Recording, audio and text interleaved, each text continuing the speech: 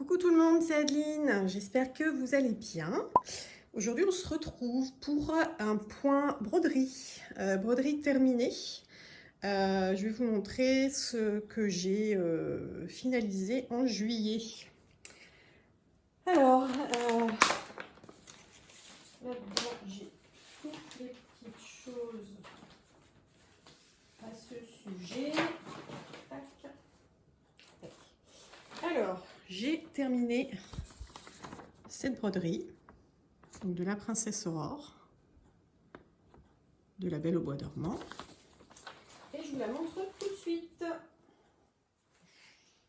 Voilà. Elle est très jolie, je suis très contente. Oula, je vous secoue dans tous les sens. Je suis très contente du résultat. J'ai eu peur que vraiment ça rentre pas du tout bien. Parce que les contours me semblaient trop flous et finalement, bon, faut pas se coller le nez dessus, hein, mais finalement de loin, je vais essayer de vous montrer le plus possible. Je sais pas si vous voyez bien, de loin, ça rend vraiment pas mal. Donc, je suis très contente de l'avoir fini. Ça valait le coup de la faire, voilà. Que vous dire dessus? Donc, c'est du 11 CT, 3 brins. J'ai pas particulièrement apprécié broder en 3 brins. Je trouve que c'est trop grossier, entre guillemets. Je suis trop habituée à la broderie sur toile de lin hyper fine. Je pense que c'est juste ça et qu'il faut que je m'habitue en fait. Et surtout, ce que j'ai fait au bout d'un moment, c'est que j'ai changé d'aiguille. J'ai arrêté d'utiliser les grosses aiguilles qui sont fournies avec. Et j'en ai utilisé une plus fine et c'était beaucoup plus agréable et facile aussi. Voilà, donc pour celle-ci, j'ai eu quelques difficultés sur le diagramme. Donc vous voyez, il est vraiment petit et pas forcément hyper lisible. Vous voyez. Et alors la vraie difficulté que j'ai eue sur cette toile, alors que je m'y retrouve, voilà, ici on a un genre de bleu vert sur fond, enfin vert foncé sur fond vert clair, et ici on a du bleu sur fond blanc, sauf que sur la toile c'est impossible de les distinguer. C'était beaucoup trop flou.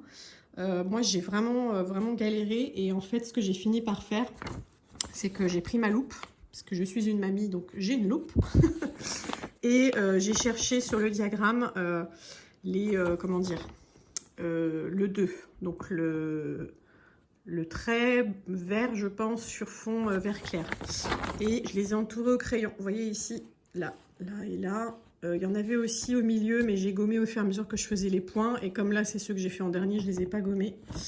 J'en avais un petit paquet ici, un petit peu ici aussi. Donc, vous voyez, là, on voit un peu assez bien le fond vert. Et là, c'était facile parce que comme ils sont tous regroupés, ceux avec le trait bleu, on voit bien que c'est clair dans le fond. Mais par contre, les petits machins comme ça, noyés sur la toile estampée, c'était impossible de savoir la couleur. Enfin, c'était très difficile. Donc voilà, j'ai fait ça. Du coup, c'est mon conseil. Si vous faites cette toile, prenez le temps, prenez votre diagramme et cherchez la référence numéro 2. C'est vraiment celle qui m'a posé le plus de soucis. Pour soit commencer par ces... Enfin, après, vous vous organisez comme vous voulez. Soit commencer par ces points, soit pareil, les marquer comme j'ai fait pour savoir que à cet endroit-là, attention, c'est pas du 19.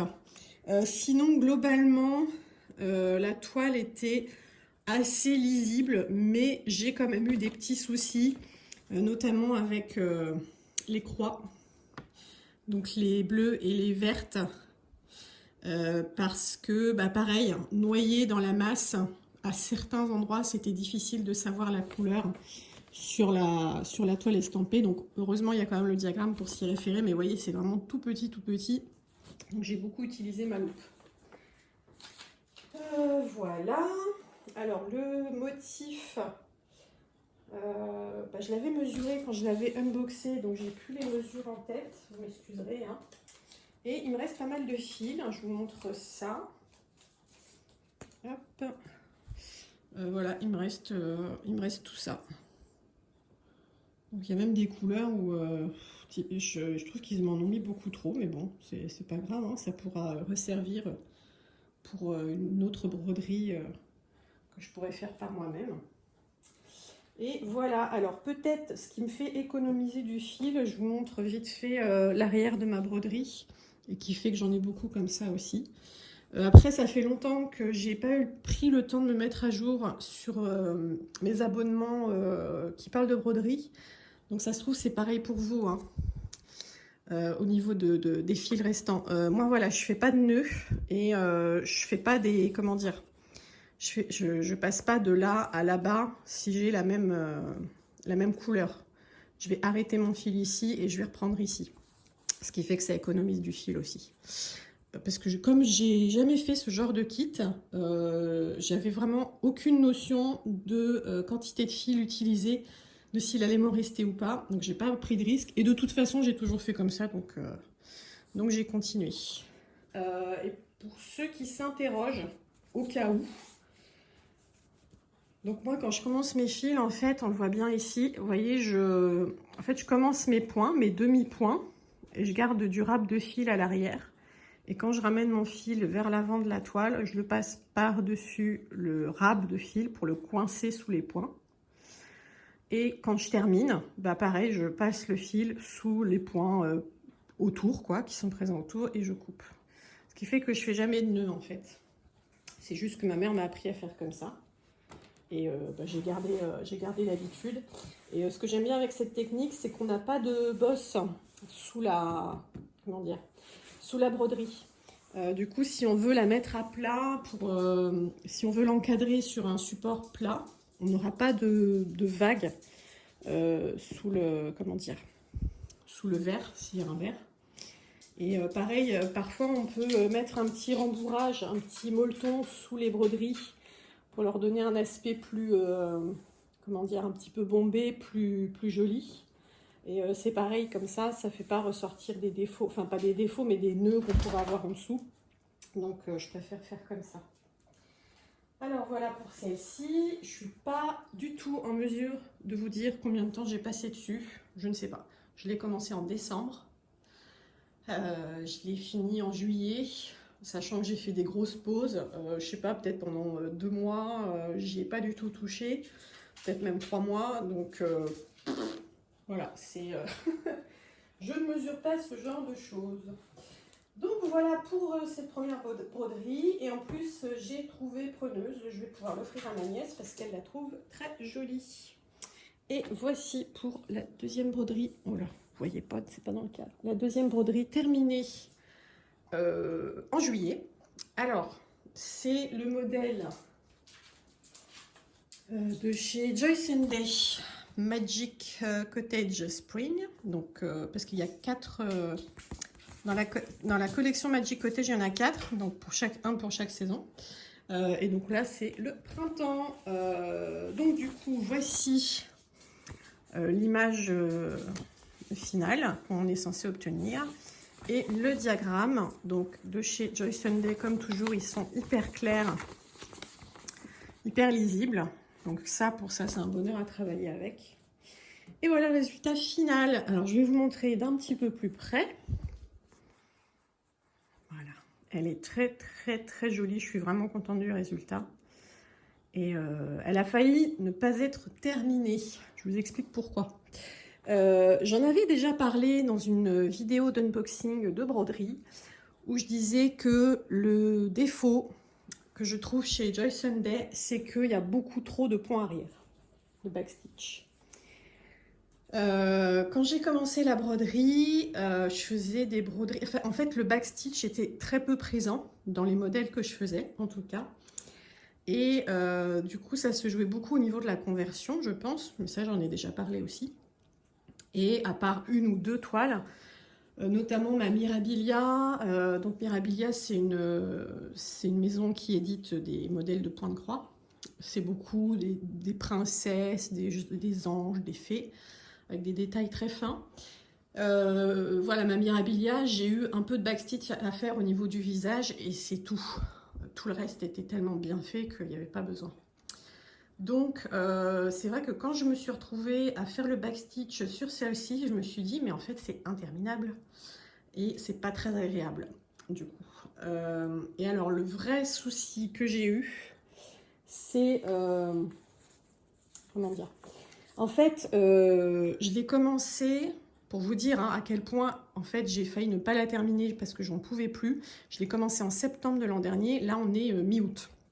Donc, clairement, j'y ai pas touché pendant presque 6 mois, je pense. Donc, voilà. En fait, ce qui s'est passé, c'est que, normalement, toute cette feuille-là, celle-ci, la petite là ici et celle-ci, normalement c'est avec du fil blanc. Sauf que là on le voit bien, le fil blanc en backstitch, et ben vous voyez, on voit tous les points. On les voit tous. Alors du coup, par exemple la porte, et ben j'ai fait d'un seul trait. Sauf que vous voyez, ça peut très facilement se déformer, s'accrocher dans quelque chose si on ne fait pas attention et se casser. Parce que l'intérêt du backstitch aussi, c'est que ça soit fondu et que ça saute pas aux yeux. Donc vous voyez là le vert, de très près, on voit mes points. Mais d'ici, pas du tout. C'est pas du tout choquant. Alors que le blanc, même d'ici, on voit bien qu'il y a un truc qui cloche parce que forcément, au moment où je remets mon fil vers l'arrière, et ben, ça fait une petite rupture dans le contraste et du coup on voit bien que ça ressort. Et du coup j'avais commencé cette feuille avec le blanc et en fait c'était tellement moche, j'ai fait c'est pas possible, j'en ai ras le bol, je l'ai posé et j'y ai plus touché. Et puis donc cet été, donc j'ai fini, enfin en juillet là j'ai fini ma Princesse Aurore et je me suis dit bon allez, faut que je termine cette broderie, j'en ai marre de l'avoir ici pas terminé alors que tout le point de croix est fait, il n'y a vraiment que le backstitch, on y va. Mais par contre, j'ai pas fait le blanc, j'ai fait le vert. Donc j'ai fait le vert ici, j'ai fait le rouge ici, j'ai fait les bordures là de l'allée, etc. Et puis à un moment, je me suis dit, mais sur celle-ci et sur celle-ci, donc c'était du fil vert foncé. Et je me suis dit, bah, pourquoi je me casse la tête? Je vais faire avec du vert foncé sur ces deux-là et sur celle-ci à la place du blanc. Donc j'ai défait ce que j'avais fait en blanc. Je l'ai refait en fer foncé et finalement, je suis très contente du résultat. Et puis surtout, c'était beaucoup plus simple à faire et beaucoup plus plaisant parce que voilà, on ne voyait pas les défauts. Le seul truc que je regrette, c'est que je pense que j'aurais dû prendre une couleur un peu plus claire pour mieux coller avec le dégradé qui a été choisi sur cette feuille. Parce que là, on n'est pas du tout sur les mêmes tonalités de vert. Ici, c'est pareil, hein, c'est très différent de là.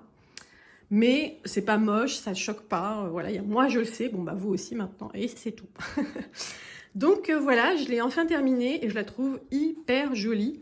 Le seul souci que j'ai eu aussi, alors c'est au niveau de la maison, vous voyez les traits rouges, donc c'est du backstitch. Et alors il y a des endroits, par exemple ici, avec le contraste du fil rose clair au fond, c'est pareil, je ne pouvais pas faire plusieurs morceaux de backstitch pour faire le trait en entier parce que ça se voyait. Donc c'est un seul fil entier qui passe là. Et alors ça pareil, hein, deux, trois fois il a été tiré, du coup ça tire sur les autres points, bref. Donc j'ai fait comme ça en me disant de toute façon, une fois qu'elle sera encadrée, ça bougera plus. Mais vraiment, il faut faire super gaffe parce que ça a très vite fait de s'accrocher pendant qu'on la manipule ou même quand on la lave et de se casser. Donc voilà, parce que il faut bien le reconnaître. Alors j'en ai pas parlé pour la Princesse Aurore. La qualité des fils est pas oufissime non plus. Ça c'est pareil. Bon, je vais faire un petit peu la bourgeoise, mais j'étais habituée à broder avec du fil DMC. Parce que c'est pareil, à l'époque, des kits comme ça, on n'en trouvait pas. Ou quand on en trouvait, c'était souvent avec du fil DMC ou du Encore, qui sont tous les deux de très bonne qualité. Et du coup, là, j'ai vu la différence quand même. Les fils s'usent beaucoup plus vite. Il y a beaucoup de petites peluches qui se détachent au fur et à mesure qu'on brode, même quand on prend des petites aiguillées. Du coup, voilà, ils sont pas hyper solides. Donc, ces histoires de grands points de backstitch, soyez très prudente quand vous lavez votre toile, etc. pour pas accrocher et potentiellement casser votre fil. Voilà, donc bah là pareil, hein, impossible de quantifier exactement le temps que j'ai mis à la faire parce que bah, j'ai mis presque un an. Alors que clairement elle ne demande pas un an à faire, pour être faite, pardon. Et en termes de fil, et ben pareil, il m'en reste beaucoup. Alors il y a déjà cette première cartonnette où il me reste tout ça. Et puis celle-ci, alors celle-ci là c'est vraiment des couleurs que j'adore. Tac. Voilà, ici il me reste toutes celles-ci. Donc j'ai pas manqué de fil. Pas du tout. Et puis bah voilà, pareil, je les garde en me disant si jamais j'ai besoin d'une petite couleur en particulier pour me faire une petite broderie maison, ou que je trouve un modèle et que je prends les couleurs, enfin je prends les fils de mon côté, et ben je peux piocher dans mes réserves, ce que j'ai déjà fait plusieurs fois. Alors pas avec ces fils là, hein, mais bon. J'ai eu une broderie, une fois j'avais juste juste la grille et j'ai choisi les fils, il me manquait des couleurs, j'ai remplacé par d'autres couleurs, bon voilà, histoire de utiliser le stock. Voilà, bah écoutez, bon, pareil pour celle-ci, hein, l'arrière, bon à part le backstitch, mais l'arrière j'ai fait, mais pareil, pas de nœud à l'arrière. Et voilà pour ça, donc hop, je vous les mets toutes les deux ici, est-ce que vous voyez les deux? Oui, c'est très beau. Je suis très contente. Donc là, j'ai plus qu'à les repasser et puis les encadrer. Donc celle-ci, ça va être pour moi. Celle-ci, ça va être pour ma nièce. Cette semaine, je suis allée à Cultura pour trouver un cercle à broder pour servir de cadre, pour qu'elle puisse l'accrocher. Et celle-ci, eh bien, je vais devoir trouver un petit cadre carré. Donc je pense que je vais aller chez Action. Et ça fera très bien l'affaire. Pour info, mon amie Anne-Sophie m'a offert ce kit, enfin pas ce kit, elle m'a offert un kit de chez Joy Sunday de la même collection pour l'hiver. Donc je pense que, là j'ai commencé une autre broderie en 11 CT aussi, mais je pense que en septembre je vais commencer celle-ci pour l'hiver, parce que j'aime bien avoir deux broderies en cours, comme ça quand j'en ai marre pour une, je bascule sur l'autre. Et puis bah, peut-être que celle-ci, j'arriverai à la finir pour Noël. Je me ferai pas avoir comme celle-ci, je pense que j'adapterai tout de suite les backstitch s'il y a des couleurs qui collent pas. Je ferai tout de suite à ma guise. Et je pense que peut-être je ferai aussi au fur et à mesure pour pas faire que le backstitch d'un coup à la fin. Parce que je pense que ça aussi, ça m'a bien saoulée de faire que ça et de voir que c'était pas beau. Ça m'a beaucoup découragée, donc je me dis si je fais petit bout par petit bout, ça sera beaucoup plus simple. Voilà, non mais c'est très bien, comme ça on apprend de ses erreurs et on fait mieux la fois d'après. Eh bien écoutez, on a fait le tour pour ça. Si vous avez des questions, n'hésitez pas à me les poser en commentaire, je vous répondrai bien évidemment. Et si vous voulez des références plus précises, je vais tenter de penser à les mettre en barre d'infos. Si elles n'y sont pas, n'hésitez pas à me tirer par l'oreille et me dire « Dis donc, il nous manque les infos !» Et je le ferai. Voilà pour ça. Je vous souhaite une très bonne journée. Merci de m'avoir écouté et je vous dis à très bientôt. Bye!